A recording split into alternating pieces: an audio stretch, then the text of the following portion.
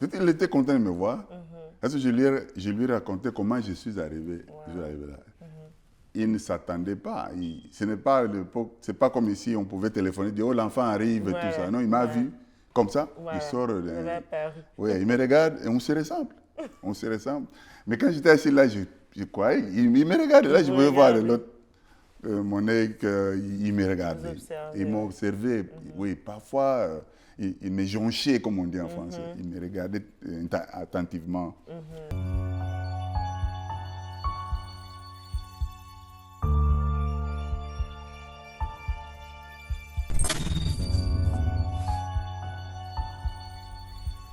Bonjour papa Bernard Djibi-Kilaï. Bonjour maman Debra. Comme j'aime bien vous appeler papa Djé. Oui. Alors vraiment, je vous trouve vraiment un homme très épanoui. Vous êtes très épanoui dans votre famille, vous êtes très épanoui dans vos activités, dans votre profession. Vous aimez bien la musique, ça c'est quelque chose qu'on a en commun. Ouais. Vous aimez chanter, vous jouez d'un instrument. Et après, j'apprends que vous avez été un enfant abandonné, un enfant orphelin. Et je me dis, c'est vraiment difficile de réconcilier les deux. Alors, est-ce que c'est possible qu'un enfant orphelin ou un enfant abandonné puisse vraiment réussir dans la vie et s'épanouir? Est-ce que c'est possible? Pour la petite histoire, j'ai des grands frères qui sont nés au Kivu, là-bas, à Kindu précisément. Et puis le troisième enfant, c'était moi. Et ma mère a décidé d'aller accoucher chez ses parents. Et depuis qu'elle s'était mariée, elle n'avait pas... Elle n'a pas pu montrer les enfants aux parents et elle voulait en profiter à ce moment-là. Elle est arrivée dans un coin du Kasaï, là-bas, ça s'appelait Luebo. Ça s'appelait sous-région, à l'époque de Mobutu, c'était la sous-région du Kasaï. Alors elle est arrivée là-bas, elle a accouché d'un fils que je suis. 1 ou 2 mois après, elle a fait des infections. Elle est morte. C'était une tragédie pour mon père. Il est venu là où j'étais, il a pris... il voulait nous prendre, nous 3. Parce qu'il y avait mes 2 frères, il y avait un qui était âgé de 5, l'autre de 3. Alors il voulait nous prendre tous les 3. Et alors mes grands-parents ont dit non. Non, vous êtes trop jeune, comment vous allez vous en sortir avec un bébé? Un bébé, oui. Vraiment un bébé. Alors, il a pris les 2, il est parti, moi je suis resté, et il n'est plus revenu. Donc c'est quelqu'un qui a vraiment disparu là. Il n'y avait pas de contact. Il a coupé tout contact avec vous. Oui. Et d'ailleurs, jusqu'à sa mort à Kinshasa, il n'a jamais plus mis pied au Kasaï là-bas. Ouais, c'était un choc pour lui. Alors je suis resté avec mes grands-parents, avec 2 oncles. Mais il fallait voir. C'était difficile. J'étais considéré comme un enfant qui n'a pas de parents. Parce que mon père n'était pas là. Et tout le monde croyait que mes grands-parents étaient mes parents. Ah bon? Et si j'appelais ma grand-mère, je l'appelais maman jusqu'à l'âge de 12 ou 13 ans. Et alors c'était difficile. C'était difficile de vivre dans ces conditions-là. Mon grand-père était juge coutumier, mais c'est pas un travail consistant. Il y avait des magistrats qui, lorsqu'ils avaient besoin de lui pour trancher des affaires coutumières, lui, il connaissait, il était un expert en ça. Mais de temps en temps, on lui payait son per diem, comme on dit ici. Alors, on n'avait pas de revenus consistants. Et ma grand-mère, elle, faisait des champs. Elle savait cultiver des arachides, des maniocs et tout ça. C'est comme ça qu'on s'en sortait. Mais alors, comment vous vous êtes retrouvés, ou comment vous vous êtes en sortis au fait? Parce que ça a vraiment l'air d'être c'était comme, il n'y avait pas d'issue, quoi, là où vous étiez. Surtout comme les grands-parents, à peine ils pouvaient subvenir à vos besoins. Et comment vous avez fait pour étudier? Comment vous avez fait pour aller à l'université? Qu'est-ce qui s'est passé, au fait? Ah, ça c'est vraiment intéressant parce que quand j'étais là-bas en tant que jeune garçon, je voulais aller à l'université. Okay. Pour cette histoire d'université, c'était comme rêve. Un rêve pour moi. Et surtout, c'était un coin où les universités venaient passer leurs vacances. Okay. Ceux qui venaient de Lumbashi, ceux qui venaient de Lovagnon, ils portaient des képis avec des crayons et des bics et tout ça, des stylos. Okay. Et c'était vraiment beau, là. Vraiment beau. Et quand ils passent, vous allez voir, c'est là que les universitaires. Et quand il y avait un match de foot, ils venaient là. Tout le monde voulait voir, voilà, ils sont là. C'était une fierté. Vraiment une fierté des locaux. Alors moi aussi, je voulais être comme cela. C'est là les rêves. C'est ça. D'ailleurs, ce qui va diriger ma vie jusqu'à faire l'impossible. Voilà. J'ai fait l'impossible. Vous aviez un rêve que vous étiez en train de poursuivre. Oui. Et je suis arrivé au moment où je ne pouvais pas aller loin avec des études parce que là, dans ce coin-là, il y avait seulement une école secondaire qui était du réseau catholique. Et nous, du réseau protestant, on ne pouvait pas transférer là-bas. Okay. On devait aller ailleurs. Alors, le plus haut niveau qu'on pouvait atteindre, c'est les cycles d'orientation. Les enfants d'aujourd'hui ne connaissent pas ça, on appelle ça CO. Donc, vous terminez l'école primaire et puis vous passez 2 ans de cycle d'orientation. Maintenant, vous allez choisir l'option littéraire, commerciale, et tout ça. Ouais, c'était comme ça à notre temps. Alors, j'arrive au niveau du CO, je suis complètement foutu là, je ne peux pas, je peux avancer. oui. Alors, les rêves est là. Et l'obstacle, est là. Présente. Donc, qu'est-ce qu'il faut faire? Alors, je me suis dit, bon, peut-être si j'allais voir je vais voir mon père. Je vais quand même chercher ce père que je ne connais pas. Wow. Je n'avais pas même sa photo. Wow. Ouais. Même la photo de ma mère. Wow. On ne voulait pas afficher la photo de ma mère comme on le fait ici. Oui, ici, il y a oui. des photos. Oui. Parce que ma grand-mère, elle pleurait tout le temps. Oh. Elle peut commencer à pleurer et se réveiller à 4 h du matin, commencer à pleurer. Wow. Et mon grand-père dit, mais pourquoi tu pleures comme ça? Qu'est-ce qui ne va pas? Oh non, j'ai rêvé ma fille. Wow. C'est la plus belle fille que j'avais. On m'a vraiment arraché mon cœur. Et quand elle pleure, même si elle préparait, les choses vont brûler. Wow. Mais oui, c'était ça, vraiment sérieusement. Alors, vous avez cherché à voir le contact de votre père? J'ai voulu chercher le contact avec mon père. Alors, il y avait une dame. D'abord, j'ai voyagé. C'était au mois de juin. Juin 76. J'ai voyagé vers mai. Je suis allé voir une tante à Kananga qui est à 200 km de là où j'étais. Elle m'a donné quelques sous. Je me suis dit, bon, vraiment, je vais partir. Je vais partir. Mais je ne savais pas si c'était suffisant ou pas. Mais avec l'argent que j'avais, je ne me rappelle pas c'était combien de Zaïre. On utilisait des Zaïre à l'époque. Alors, je me suis dit, je vais partir, je vais quitter. Mais comment quitter? J'aimais beaucoup mes grands-parents. Et je ne voulais pas leur dire, voilà, maintenant, moi, je pars, parce qu'ils ne vont pas me laisser. C'est ça. Alors, j'ai fait ce qu'on appelle une cavale. Donc, vous quittez. Vous avez pris la fuite. J'ai pris la fuite. Voilà. J'ai pris la fuite. Wow. Et parce qu'il y avait aussi mauvais traitement. Et il y avait un oncle qui était là, qui me tourmentait souvent. Il y avait un incident aussi qui me poussait à... Il y avait même des idées où je pouvais me suicider aussi. Parce que à cause du traitement. Mon oncle était très méchant. Il faisait ses commerces de diamants. Il il va dans la bourse là-bas, quand il reçoit du diamant, il vient vendre. Il y avait un comptoir là.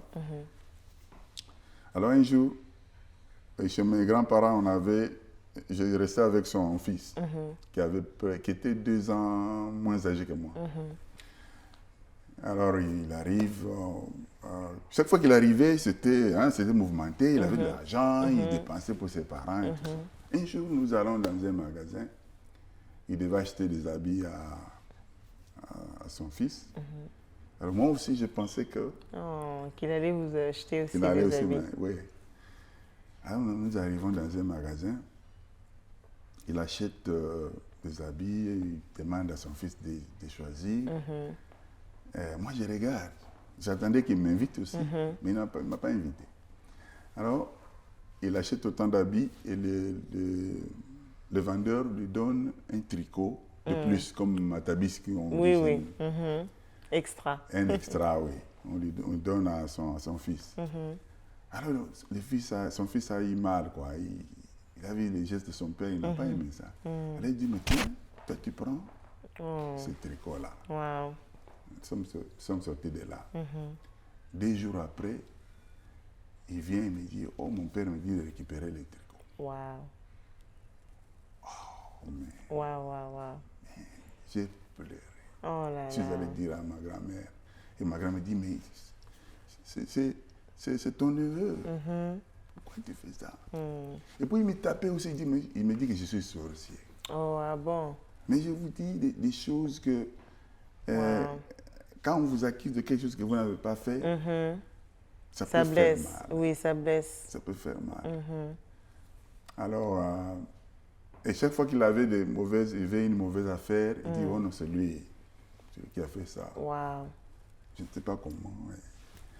Alors, avec des choses comme ça, vous en aviez marre. J'en avais marre, dit bon, et puis surtout l'obstacle d'étudier, est là. Alors, j'ai pris fuite. Hein. Un jour, il y avait une dame qui allait à Kinshasa. J'ai causé avec lui, j'ai dit, oh, je connais ton père. Je connais ton père. Et puis il m'a dit, bon, tu vas voir quand tu vas arriver là-bas. Je connais ton père. Wow. Il dit, mais est-ce que tu peux aller avec moi jusque-là pour que je puisse le voir? Il dit oui, je vais t'amener. Je vais t'amener là-bas. Je dis, bon, écoute, j'ai un peu d'argent ici, mais tout ce que tu vas dépenser, plus que ça, mon père va te rembourser. Je dis, non, t'en fais pas, on va y aller. Alors, nous avons fait, de là où j'étais à Luebo, on a fait Moueka, ça fait 75 km. Et on arrive à Moueka. Il faut prendre le train pour aller à Ilebo. Parce qu'il faut faire Luebo, Moueka, Ilebo et puis Kinshasa. Ouais, le plus long trajet, c'est Ilebo, Kinshasa. Ça, c'est 1700 km. Parce que j'ai fait des recherches là. Si je voulais écrire ça, mettre ça dans une sorte de bibliographie. Voilà. Ouais.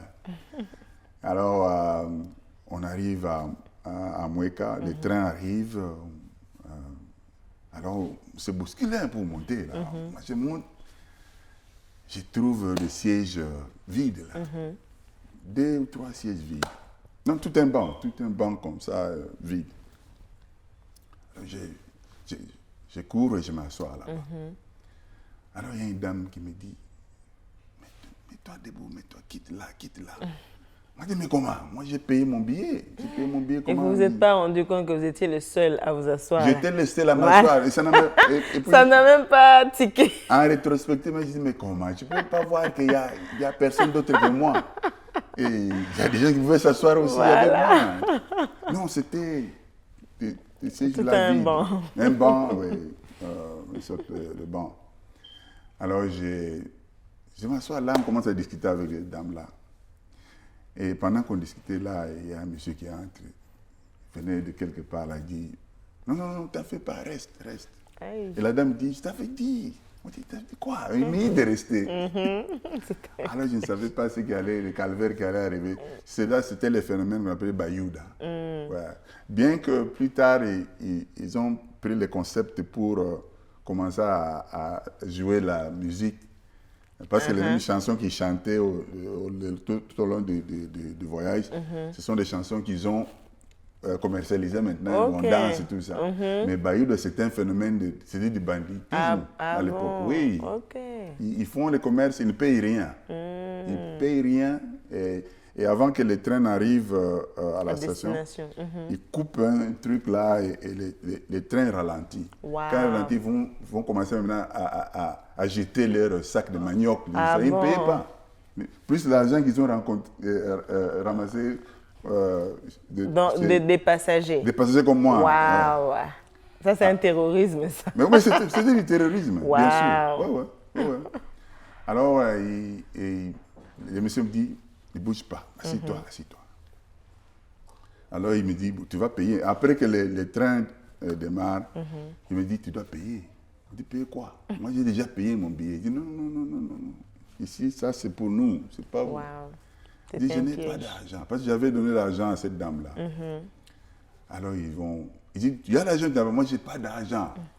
Le monsieur prend les cigarettes, il vous brûle. Ça m'a brûlé, j'ai pleuré, j'ai crié. Ah bon? Et il fallait que les gens interviennent. Waouh!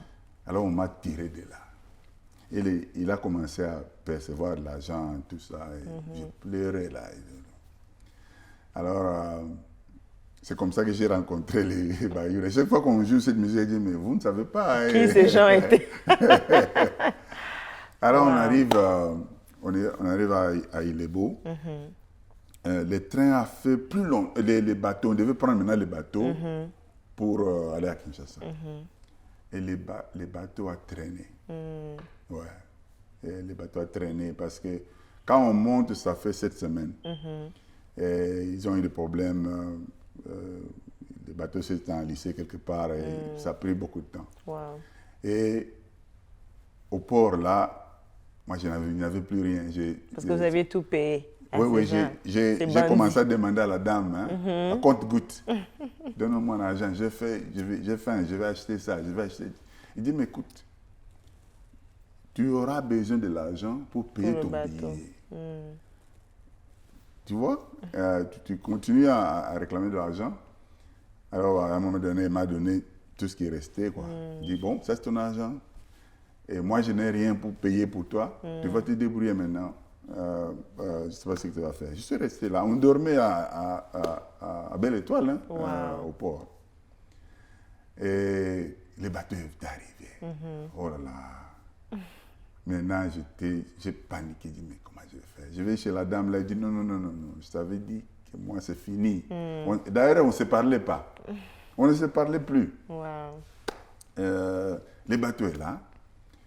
Comment je vais y entrer? Alors j'ai commencé à commander, à supplier des gens.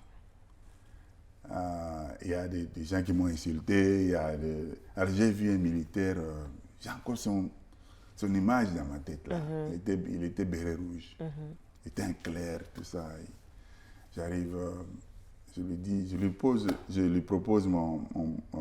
mon problème. Et voilà, je vais voir mon père, je n'ai pas d'argent maintenant. Mais vous pouvez payer pour moi. Quand on arrive à Kinshasa, mon père va vous rembourser. Ah, il me regarde. Il a eu vraiment pitié de moi.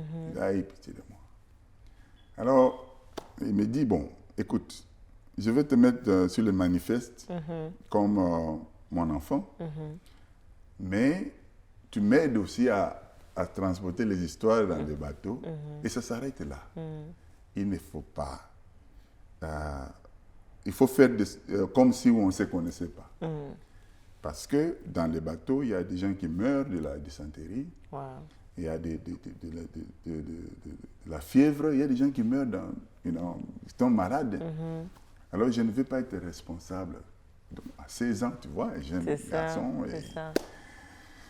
Ah, je dis non, t'en fais pas, je ne veux pas. T'inquiète, moi je vais seulement entrer dans le bateau. C'est ce que je veux. C'est ce que je veux. Ah, on entre dans les bateaux. Et j'ai encore cette image-là. Et quand vous êtes dans les bateaux et quittez les quais, vous ne sentez rien. Et si vous faisiez quelque chose, vous voyez que vous êtes déjà loin. Voilà. C'est pourquoi Paul a écrit dans l'un des épîtres que on peut être loin. On s'écarte de l'évangile sans le savoir. Voilà. Ouais, il y a un verset comme ça qui... Ça, c'était l'image que j'ai vraiment jusqu'aujourd'hui. Alors, dans les bateaux, je n'avais rien. Je n'avais pas de sous. Ah, je n'ai fait que manger. J'ai survécu en mangeant des arachides. Wow. Et j'allais dans les caves là. Vous trouvez les... Trouver les sacs j'avais beaucoup de toutes sortes. Hein, wow. Des arachides. Toutes sortes d'arachides. Et c'est maintenant que même j'ai appris que les arachides, c'est un moyen de calmer la faim. La faim, ah ouais. Bon. Si vous voulez perdre du poids ou ne pas trop manger, il faut manger des arachides. Wow. Ouais. Moi, j'en mange comme ça, je ne mange plus rien. Ah bon? Ouais. Ça, c'est une bonne information. Je mange beaucoup d'arachides. Wow. Alors, c'est comme ça que j'ai survécu pendant tout ce temps-là. Ça nous a pris à peu près... Souvent, c'est une semaine, parce qu'on descend. Voilà. Dans les bateaux, on descend. Et quand on va au Kasaï, là-bas, on monte. Oui. Quand on monte, c'est beaucoup plus... C'est contre les courants. Oui, oui. Ça prend beaucoup de temps. C'est comme ça que je suis arrivé à Kinshasa. J'arrive à Kinshasa. Finalement. Finalement. Et la dame, elle me dit, toi, viens ici. Je vais quand même t'aider. Aide-moi à sortir les histoires du bateau. Comme ça, je vais t'amener là où ton père, où tu vas voir ton père. Alors, je l'ai aidé. On a sorti l'histoire, on a pris le pouce-pouce là. Ça existe encore, je crois, au Congo. Les chariots. Les chariots, là. Voilà. On a pris ça. On a amené ces histoires, ces marchandises, tout ça. C'est comme ça que je suis arrivé chez mon père. Et j'ai vu que mon père, on s'est ressemblés. Wow, les retrouvailles. Oui, on s'est ressemblés. Et puis, il savait qu'il me jaugeait. Hein? Cette fois qu'il était là, il me regardait, c'est mon fils ou c'est pas mon fils? Wow. Et vous avez rencontré vos deux autres frères aussi? Oui, j'ai rencontré mes deux frères. D'ailleurs, l'un est ici en Californie. Ici. Et mon père, je trouvais qu'il ne pouvait pas me supporter. Parce que... Vous faisiez penser à ça. Il n'avait pas... il s'est débrouillé. Non, il travaille. Oui. Mais il travaille à l'ITEX Africa. À l'ITEX Africa et il n'avait pas assez d'argent. Ok. Ouais. Donc financièrement, il n'était pas au point de me supporter. J'ai compris pourquoi il ne voulait pas m'aider dans ce sens-là. C'est là que je suis arrivé à Kinshasa. Et le même soir-là, elle avait sa sœur, hein, ma tante. Ils étaient seulement deux, nés à deux. Et ma tante est venue me chercher. Ma tante est venue me chercher pour aller habiter à... Mon père était dans la zone de Kinshasa. On appelle ça maintenant commune de Kinshasa. Alors ma tante est venue me chercher le soir même. Et vous savez quoi, je suis arrivé à Kin sans souliers. Ah bon? Je n'avais pas de souliers, j'avais ni pieds. Wow. Mais oui, je n'avais pas de souliers. Alors, il vient me chercher. Elle vient me chercher, ma tante. On va habiter, on va aller à l'imiter. Mais écoute, ça, chaque fois que j'enseigne même aux enfants cette histoire de David et Jonathan. Et son fils là, qui était boiteux. Et David a appelé pour venir s'asseoir à la table avec lui. Chaque fois que je lis cette histoire, je me vois moi-même. Wow. Parce que je vais quitter là où j'étais pour arriver à l'imiter où ma tante est mariée à un blanc, à un belge. Et j'arrive pour la première fois. Je devais m'asseoir à une table. On m'a découvert. Wow. On a commencé à me montrer comment tenir le truc. On peut un peu dire que vous étiez vraiment un villageois. Vous avez été... Mais oui! Mais je n'avais jamais mangé à table. Oui, avec des couverts. Avec des couverts, on dit à gauche et tout ça. Il faut commencer à l'intérieur, aller à l'extérieur. sais qu'on dit, on vous a pris vraiment du plus bas et puis mais on vous a... oui, donc l'Odébar. Voilà. J'étais dans l'Odébar Wow. pour venir s'asseoir à la table du roi. Mm-hmm. Et une autre blague, c'est quoi? Là où j'étais, à l'Aube, là-bas, il y a une culture. Quand vous êtes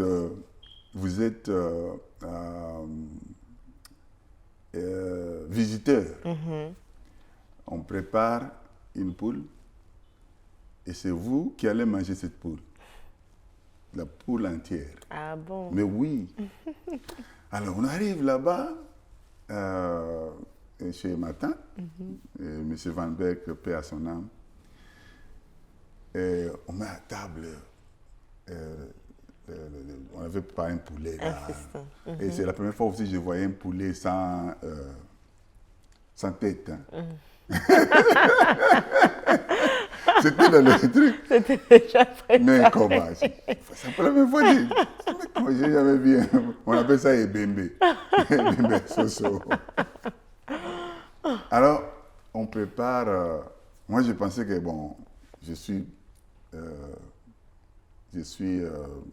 Comment ça? De la maison. Bon, de la Non, famille. non, je viens d'arriver. Voilà. Donc, on va m'accueillir aussi comme un visiteur. Un visiteur de marque et tout ça. Non. On mange, tout le monde mange, on prend les cuisses. Je dis, mais et moi, je dois manger plus que les autres.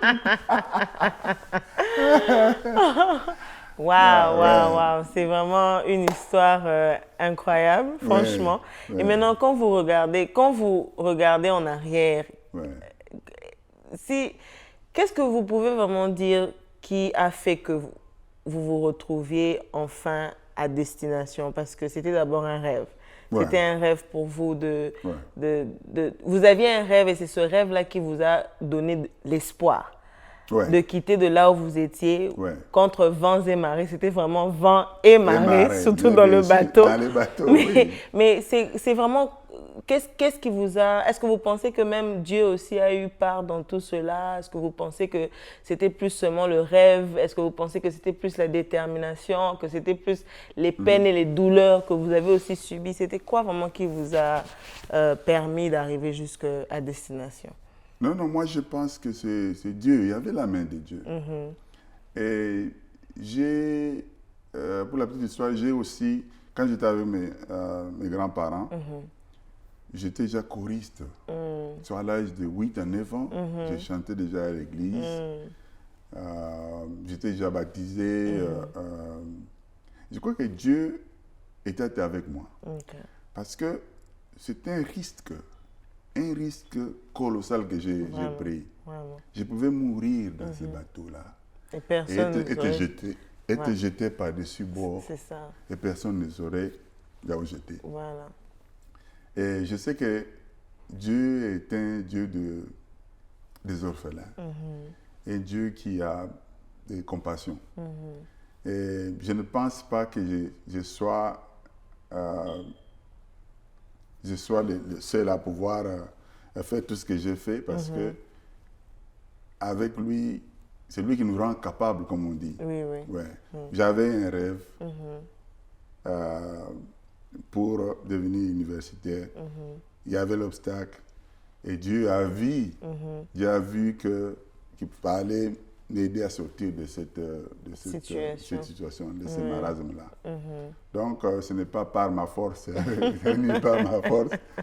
Hein? Et qu'est-ce que vous pouvez dire même de ceux peut-être qui ont, même s'ils n'ont pas eu une expérience similaire, mais on a beaucoup d'orphelins maintenant, il y a beaucoup d'enfants dans le monde aussi qui ont été abandonnés. Il y a beaucoup qui ont été maltraités aussi, des membres de la famille. Il y a beaucoup qui ont perdu père et mère. Alors, qu'est-ce que vous pouvez vraiment leur dire qui peut aider à ne pas abandonner dans la vie, à toujours garder l'espoir? Qu'est-ce que vous pouvez leur dire? Je pense qu'il faut s'accrocher à Dieu. Il faut avoir un rêve. Parce que Dieu aussi veut que nous ayons quelque chose auquel nous aspirons. Voilà. Voilà. C'est comme quand Dieu voulait sortir les enfants d'Israël de l'Égypte. Il avait demandé à Moïse, regarde, qu'est-ce que tu as en main? Donc il fallait que Moïse ait quelque chose. Et Moïse avait beaucoup de lacunes, beaucoup de problèmes d'abord de speech. Il bégayait. Il bégayait. D'ailleurs, il a présenté ça. Dieu dit, moi, je ne peux pas aller, je ne sais pas parler. Voilà. Donc, c'est Dieu qui nous rend capables de réaliser les choses. Et moi, je crois que les orphelins, tous les gens qui vivent dans des conditions très difficiles, ils doivent avoir l'espoir en Dieu. Il faut avoir l'espoir en Dieu. Il faut aussi se dire, cette situation ici va passer. J'ai appris ça aux États-Unis, ils ont dit, it will come to pass. Donc, chaque situation qu'on a, les difficultés qu'on a, ou ça nous tue, ou ça nous rend fort. Fort, c'est ça. Ouais. Donc, quelle que soit la situation, il faut toujours espérer que vous allez vous en sortir. Et tout ce qu'on vit comme problème, c'est souvent temporaire. Voilà. C'est difficile de penser comme ça quand on est dans la situation, franchement. Oui, c'est difficile. C'est difficile, mais Parce que vous n'aurez jamais cru que vous serez aux États-Unis aujourd'hui, à cet âge-là, à 16 ans. Non, je ne pensais jamais. Non, ça n'avait jamais traversé. Non, là, c'est... Ça, c'est une autre histoire que vous... Ça, c'est une autre dimension. Vraiment. Ça, c'est une autre dimension. Dieu a fait des choses. Dieu a fait des choses merveilleuses. Donc, des choses merveilleuses. Donc, il faut garder espoir. Même si il faut toujours garder l'espoir.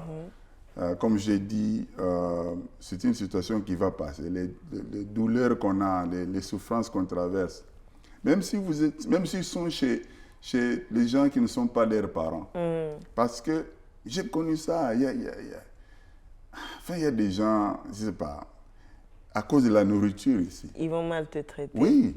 Vous tournez les dos, vous allez vous promener, vous venez, il n'y a rien. Wow. Il n'y a rien. Ils ont tout mangé. Et il faut toujours se dire que ça va passer. Ça va passer. Il faut avoir un rêve. Moi, j'avais un rêve d'étudier. Je croyais toujours que je peux faire quelque chose si j'avais reçu l'éducation. Donc, on ne croise pas les doigts, les bras. Ouais. Mais on essaie de faire quelque chose en espérant que Dieu va vous soulever là où vous êtes. Oui. Vous devez faire quelque chose. Voilà. Et Dieu va ajouter un plus. Okay. Donc, ce n'est pas seulement à Dieu, mais vous aussi, vous devez faire votre part. Vous devez avoir quelque chose. Parce qu'on ne peut pas compter pour que Dieu fasse tout. Et si vous lisez la Bible, vous allez voir que Dieu pouvait dire, aller en Égypte là-bas, et commencer à dire, oh, les enfants d'Israël, sortez de là. Je vais vous guider, suivez ma voie. Voilà. Non, il fallait utiliser quelqu'un. Il fallait utiliser quelqu'un. Dieu utilise des gens. C'est par nous. C'est par nous que Dieu agit. Donc, nous devons aussi avoir quelque chose que Dieu va utiliser pour pouvoir résoudre un problème. Okay. Ouais. En tout cas, je suis très fière de vous parce qu'aujourd'hui, vous êtes un auditeur. C'est ça qu'on dit, non? En français, oui, auditeur. Oui. Donc, de l'enfant de 16 ans qui a quitté, c'est quoi? J'ai fait la cavale. Qui a quitté Kasaï jusqu'à Kinshasa. Ouais. Et puis, prochainement, vous allez nous raconter comment vous êtes arrivé aux États-Unis. Et vous êtes arrivé aux États-Unis, vous avez étudié, vous êtes devenu auditeur. Donc, c'est un parcours très, très enrichissant et qui donne vraiment l'exemple que quand on veut, on peut. Donc, de ne pas abandonner, de toujours poursuivre un rêve. Peu importe les situations qui nous arrivent dans la vie, il y a toujours une possibilité de s'en sortir. Et je suppose que vous n'êtes pas du genre à trop blâmer ou trop se lamenter. Non. Voilà. Il ne faut pas faire ce jeu-là. Voilà. Je voulais aussi ajouter quelque chose aussi qui est important. J'arrive à Kinshasa. J'ai étudié, je disais, j'étais jusqu'au CO, au cycle d'orientation. On m'inscrit à l'Athénée Lagombe. Ah bon? Et là, l'éducation est là. Oui. Et moi, je suis ici. Waouh. C'était un tourment. C'était un défi. Un défi. Un challenge. Alors, il fallait doubler des efforts. Il fallait étudier durement pour pouvoir s'en sortir. Wow. Et ça n'a pas marché. Ça n'a pas marché. Parce que je voyais du noir là. Et même les points que je pouvais avoir là, je pouvais avoir d'autres cours, j'avais quand même des points. Mais ça ne pouvait pas balancer. Alors nous avons des bons professeurs, des Haïtiens qui nous donnaient des cours, tout ça. Une école d'élite, quoi. Vraiment, l'Athénée Lagombe, à l'époque, c'était vraiment bien. Alors j'ai échoué lamentablement. Wow. Alors, où est-ce que je vais faire avec les rêves? Et pendant que j'étais à Kinshasa, j'allais visiter d'autres des grands frères qui venaient du coin là, mais qui étaient logés au campus là. Ok. J'allais là-bas. Toujours les rêves étaient toujours D'être vivants. universitaire. Ouais. Mais écoute, il y a un échec cuisant. Wow. À l'Athénée, j'ai commencé à fuir parce que c'était impossible. Et on s'est moqué de moi. Et à cette époque-là, il y avait une histoire, monsieur, comment il s'appelle, un musicien de Yoka Lokole, comment il s'appelait, Mavoué la Somo. Il avait sorti une chanson qu'on appelait Banakin. À Banakin, il dit Banakin chasa bazongande sima Baouta bakoma kotombola mapekae. Donc, nous, on nous appelait les Baouta. Donc, c'était une provocation terrible. Je suis assis là, il y a quelqu'un qui me dit quoi, mon Outa là.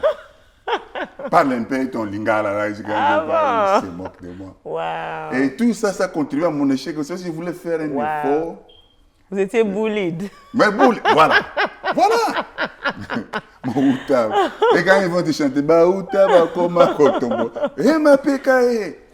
Je te dis que c'était une histoire. Et j'ai commencé à faire l'école buissonnière. J'allais faire voir les entraînements de Vita.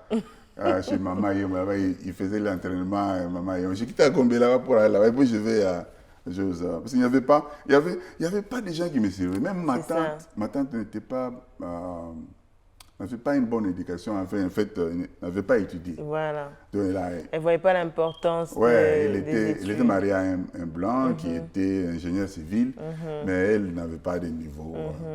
Et le blanc aussi, il y a un des moments où il me disait, mais je ne suis pas ton père, moi. Hein? Quand il a bu, quand il te dit, mais va voir ton père là-bas. Ah bon? Va, Kalembelembe là-bas, va voir ton père. Alors, il ne suivait pas. Mais il y avait toujours quelque chose. Il y avait quand même cette flamme. Alors, je suis allé dans une école, ça s'appelait Elengesa, vers Funa, là. Je ne sais pas comment ça se présente maintenant. Et j'ai fait ma première année, ma troisième année commerciale. C'est là que j'ai fait l'option commerciale. Ok, les humanités. Oui, les humanités. Une année après, non, au moment où on voulait terminer pour passer en quatrième, l'inspectorat de l'éducation vient fermer l'école. Oh. Donc l'école n'était pas agréée. Ah, waouh. Ouais, donc c'est pas agréé. Alors on nous prend, on nous envoie dans différentes écoles. Wow. Moi, on m'envoie où? On m'envoie à l'Institut Bumba Moasso. Ah bon? L'Institut Bumba Moasso, pour la petite histoire, c'est une école qui faisait toujours des néants. Okay? Donc, on vous a enfoncé encore là-bas. Il faisait des néants. À l'examen d'État. La section maths physique, oui, il y avait quelques gens. Mais la section commerciale, il y avait des néants et des néants. Oh là là. Alors moi, je vais là-bas et on connaît les sorts. Hein? Et je passe en quatrième, cinquième, en sixième. Quand j'arrive en sixième, en tout cas, je félicite mes deux frères, Jibiko, Simon, je salue. Le moment où j'allais présenter les examens d'État, ils me disent, nous, on n'échoue pas, hein, parce qu'eux ont passé des examens sans répéter. Sans problème. Ouais. Elle dit, nous, on n'échoue pas. Alors, moi, je dis, on n'échoue pas, mais moi, je suis dans une école où... On fait des meilleurs en commercial. Comment on fait comment? Mais je suis allé avec... Waouh, avec ardeur, oui, j'ai travaillé ardemment. On a travaillé, on avait un groupe de gens, on se réveillait même la nuit, on pose la question, c'était quoi la révolte Batete, c'était en quelle année? Et quelqu'un dit là-bas, au maquis, hein? Quelqu'un dit, oh, c'était en telle année. Oh, non, non, non, non, c'est pas vrai. On rallume les choses. La salle, on va chercher dans les... Non, non, c'était comme ça. Donc, on a eu, c'était une promotion... Je ne sais pas si c'est la meilleure promotion. Ouais. Ça a défié. Vraiment. Alors, on fait les... On devait passer l'examen de... Maintenant, on fait la dissertation. Mais nous, chez nous, c'était sténodactylo. Oui.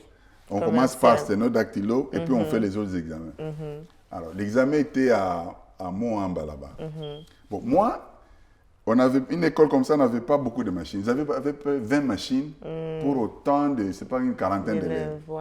Alors nous, on se disait, machine là, c'est pour les filles. Moi, secrétaire de direction, moi, je ne vais jamais devenir secrétaire de direction. Bon? Erreur grave. Wow. Erreur grave.